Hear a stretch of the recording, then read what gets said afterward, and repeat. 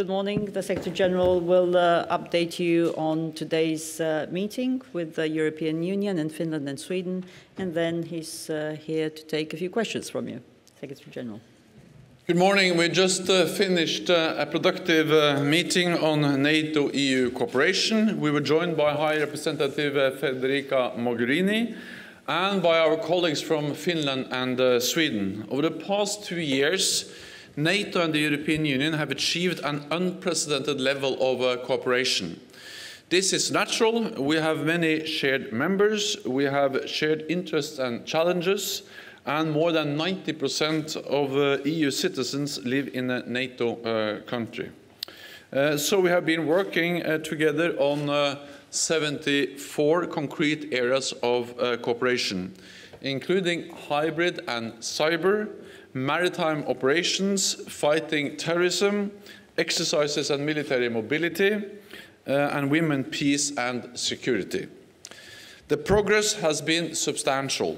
For example, our organizations now exchange real-time warnings about cyber attacks and malware. We have stepped up our cooperation to enhance training, exercises and strategic communications to counter hybrid threats. And NATO and the EU are cooperating on maritime operations.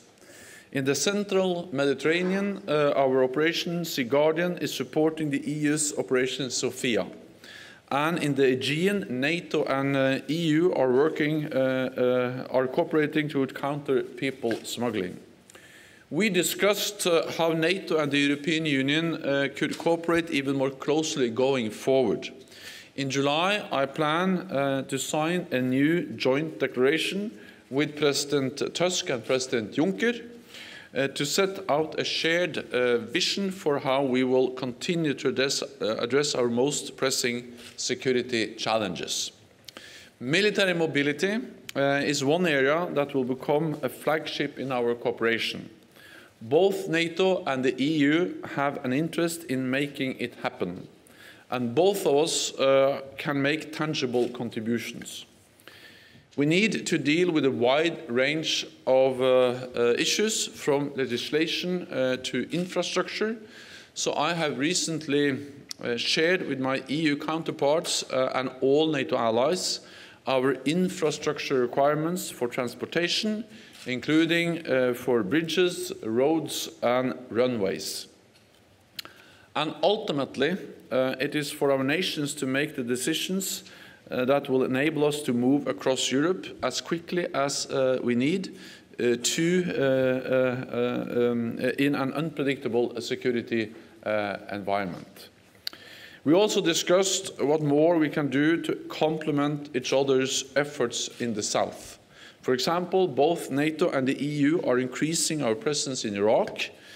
The EU is rightly focusing on the civilian security sector, while NATO's focus is on capability building of the Iraqi defense and security structures, the professionalization of the military education system and training the trainers for the military.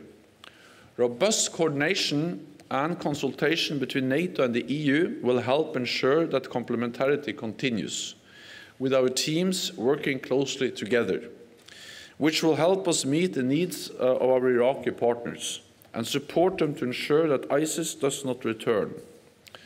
We also heard from Vice President Mogherini about the EU's broader efforts on defense. This will include more investment, better capabilities, and fairer burden sharing. I welcome these steps, taken forward in the right way. NATO-EU cooperation and EU defense efforts can enhance security for all of us. And with that, I'm ready to take your questions.